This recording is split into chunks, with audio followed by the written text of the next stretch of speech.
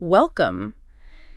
The biggest economic puzzle facing, well, pretty much every government, whether they lean left or right, it's quite simple on the surface. How do you actually increase the standard of living? How do you guarantee lasting economic prosperity, especially for nations that are still developing? It really is the ultimate test, isn't it? It is. And that test, according to the source material we're digging into today, well, the results haven't been great. That's putting it mildly.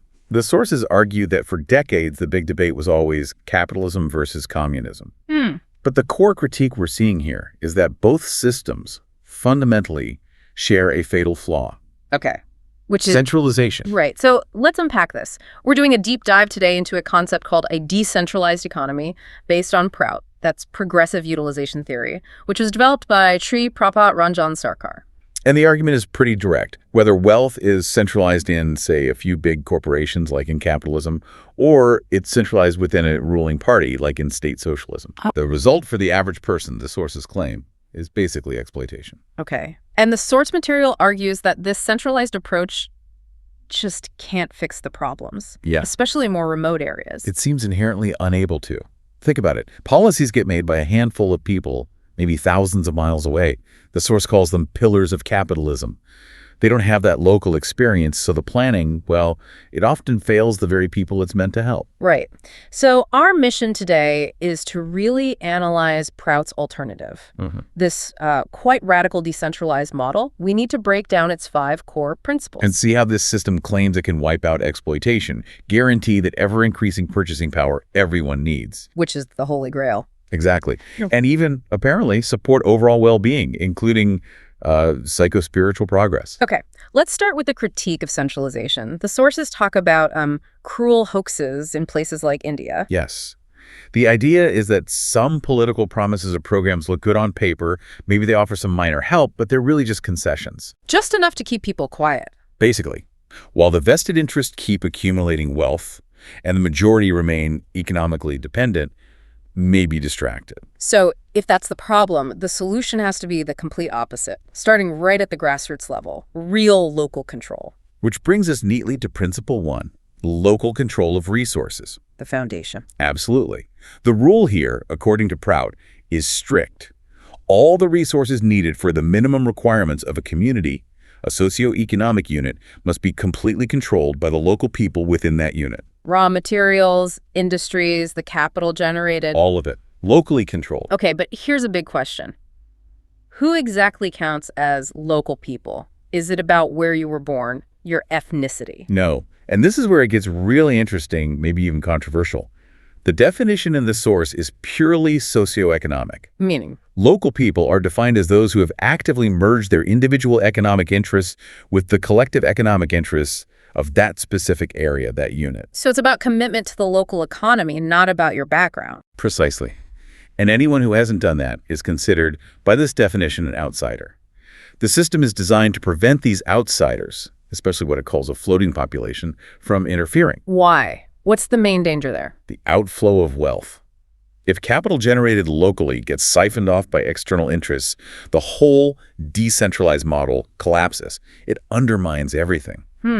That sounds incredibly challenging to manage in reality. Defining who's in and who's out based purely on economic loyalty. Couldn't that lead to exclusion or, disputes? The theory seems to anticipate that difficulty, but argues the payoff that economic certainty, keeping capital circulating locally, is worth that strict boundary. It's about protecting the local economic engine from external exploitation. Okay, I see the logic. You're creating a kind of protected economic zone. But even within this zone, people aren't all the same. You'll have doctors, scientists, engineers who contribute more, perhaps need more resources. How does PROUT handle that surplus wealth without just creating a new elite? That's a critical point. Managing surplus wealth is key to minimizing inequality. The instruction is clear. The gap in amenities between, say, a common worker and a highly skilled professional needs to be constantly reduced. Ceaselessly minimized is the phrase used, I think. But it also acknowledges the gap won't disappear entirely. Exactly. It can't vanish, which leads to that analogy they use. The bicycle, the scooter, and the car one? That's the one. So maybe the average person needs a bicycle for their daily life, but a doctor, because of their work, might genuinely need a car. Okay.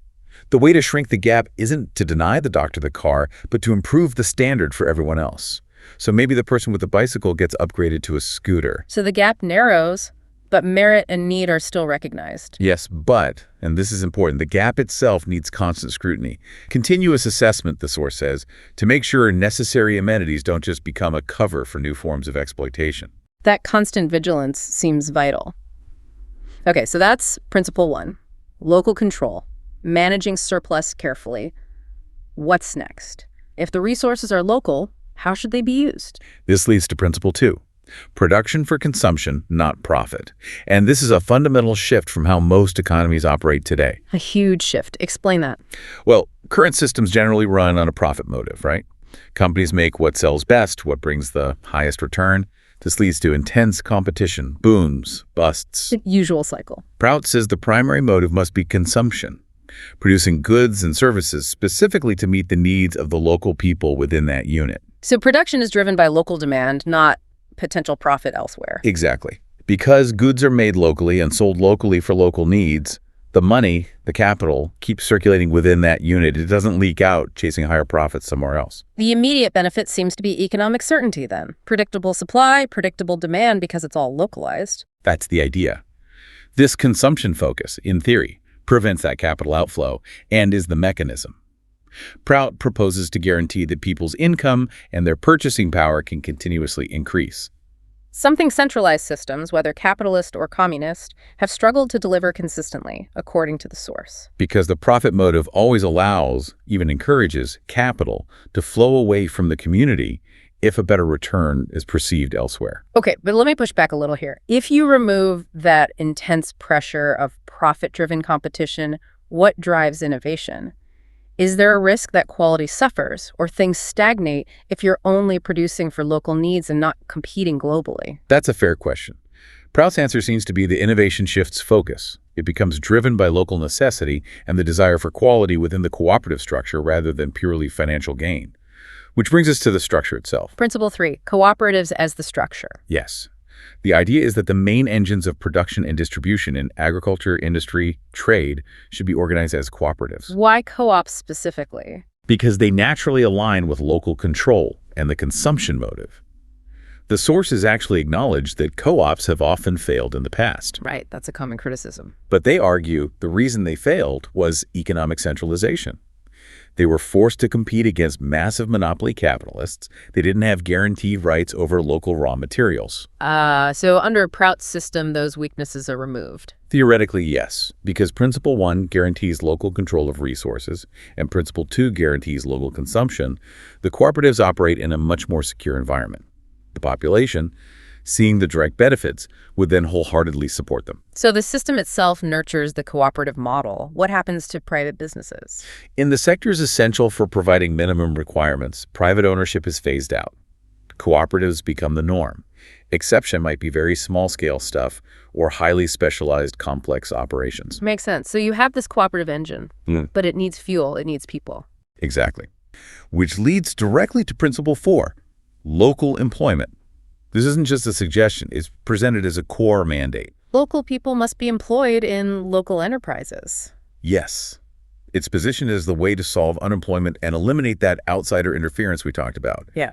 The cooperatives are the main vehicle for this employment. And there's a strong emphasis on agriculture here, isn't there? Agro-industries and agrico-industries? Absolutely crucial. Cooperatively managed operations focused on meeting local food needs, but also maximizing the use of all local resources. And agrico-industries is broad. It's not just canning vegetables. Not at all. It includes everything that supports agriculture. Manufacturing tools locally, producing fertilizers, local R&D, irrigation, the whole value chain. Aiming for complete self-sufficiency in food and farming support. Yes. And critically, training unskilled rural populations and providing good jobs for educated people locally. The goal is to stop the brain drain, stop people feeling forced to move to big, overcrowded cities for work. Okay, so we have local resources, P1, consumption motive, P2, cooperative structure, P3, and local employment, P4. But there's a catch, right? What if the locally employed people start buying goods from outside? Doesn't that break the cycle? It absolutely does, and that's where the enforcement mechanism comes in. Principle 5, local consumption of local goods. This one sounds really strict. It is. The source lays out a clear rule. Commodities that are not produced locally should be, as far as possible, banished from the local market. Banished. That's strong language. Why so strict? It's the ultimate safeguard against capital outflow. If local people buy external goods, the money leaves the community. Local industries, even if they exist, lose their market and eventually fail. The whole decentralized structure unravels. Wow. But that seems like a huge ask for the consumer. The source even admits local goods might be, lower quality or more expensive initially. How do you convince people to make that sacrifice? And how does quality improve without outside competition? The theory is that the guaranteed local demand, created by this rule, provides the stability and capital needed for local cooperatives to invest in research, development, and quality improvement over time. The argument is stark. Local people must use their own products. The long-term security of the entire local economy is deemed more important than the short-term convenience or lower price of external goods. A very different mindset. Let's talk implementation. Agriculture, for instance. It needs parity with industry, the sources say. How does pricing work in this non-profit-driven system? It's meant to be rational and transparent. Prices are fixed based on actual costs, labor, materials, storage, transport, depreciation, all that. Okay. And crucially, the price must include a rational profit margin, but it's capped. What's the cap? It should not exceed 15% of the production cost. This is designed to prevent excessive capital accumulation in any one part of the system. 15%. Okay. Now, industry policy. It seems PROUT breaks it down by scale. Yes, three main categories. First, you have the key industries. These are the big essential ones, iron and steel. Maybe large-scale power generation. Who runs those? The local government. Yeah. And critically, they must be run on a no-profit, no-loss basis. No profit, no loss. For something like power generation, that's revolutionary. Why? Because things like power and steel are seen as fundamental raw materials for everything else. If their cost is minimized, essentially, provided at cost, it acts like an indirect subsidy for all the cooperative industries, plus vital services like hospitals, schools. It boosts the whole local economy. And the goal is still decentralization, even for these big ones. Absolutely. Centralization is only tolerated if it's unavoidable initially, with the explicit aim of decentralizing them later. And every region is pushed towards self-sufficiency in power, solar, thermal, nuclear, hydro, whatever makes sense locally. Okay, key industries at cost. Yeah. Then the main part of the economy. That's the medium-scale industries. This is the core productive sector, and it's run exclusively as cooperatives. No monopolies allowed, and that 15% profit cap applies here too. Got it. And the third category? Small or cottage industries. These can be run by individuals. They typically produce non-essential items, maybe luxury goods, but even they have to coordinate and adjust with the dominant cooperative sector to ensure everything works smoothly together. So if profit is capped or eliminated in key areas and there's no income tax mentioned, how does the local government get funded? The funding mechanism mentioned is a tax levied purely on production, not on income. A production tax. And what about trade between these self-sufficient units? Is it just banned? Not banned, but very strictly controlled to protect local capital. Exporting raw materials isn't supported. You only export finished goods, and only if they are surplus after all local needs have been met. And even that? Even then, you only export to other units that genuinely cannot produce those goods themselves, and the motivation cannot be profit-seeking. It's about mutual support, not exploitation. Free trade is only encouraged after a unit achieves internal self-sufficiency, ensuring trade happens between equals. This entire system paints a picture so different from our current reality. The sources link centralization directly to social problems too, right? Like regional inequality. Yes, vivid examples are given, like in India, comparing the wealth in Calcutta to the rest of Bengal or Delhi versus extremely poor rural areas like Purulia. Centralization is blamed for creating and worsening these huge gaps. And it also leads to those awful congested industrial centers, pollution, corruption, lack of fresh food. Exactly. And that phenomenon the source calls Gandharorian. Which means? It's the problem of skilled, capable people having to travel long distances, often daily, commuting just to find decent work, because the opportunities are all centralized. It's seen as a massive waste of time, energy, and human potential, a direct failure of central planning. So the ultimate aim of decentralization isn't just economic numbers, is it? It's about fixing these social imbalances too. Precisely. By removing regional disparity and exploitation, the idea is you accelerate the circulation of money locally, maximize its value, and create a stable, secure economic base for everyone. And this security then links to cultural development. The The sources mention language. Yes, very strongly. Using the local language in administration, education, the economy, culture, everywhere is seen as vital. Why is language so important in an economic model? Because, the argument goes, using your own language builds local self-confidence, self-respect, and makes the community psychologically stronger, less likely to fall victim to economic or cultural exploitation from outside forces, those vested interests again. It's a defense mechanism. Wow. This has been quite a journey through a really complex and frankly radical framework. The scale of the proposed change, especially shifting from profit to consumption as the main driver, is just immense. It really is. Yeah. A final synthesis from the source material is pretty unambiguous. PROUT's decentralized economy is presented as the necessary way to achieve genuine all-around welfare.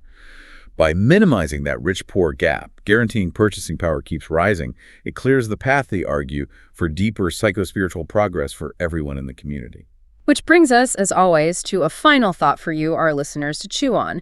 The source material ends on a rather provocative note. It suggests that if these vested interests, the ones benefiting from centralization, refuse to be guided by righteous intellect, then the people themselves must create circumstantial pressure to force the change, to abolish the centralized economy. So here's the question for you.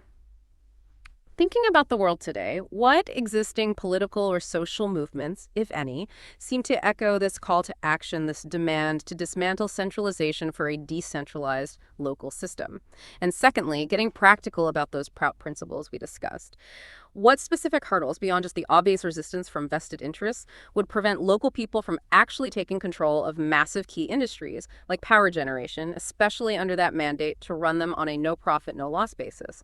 What are the real-world obstacles? Something for you to research and think about.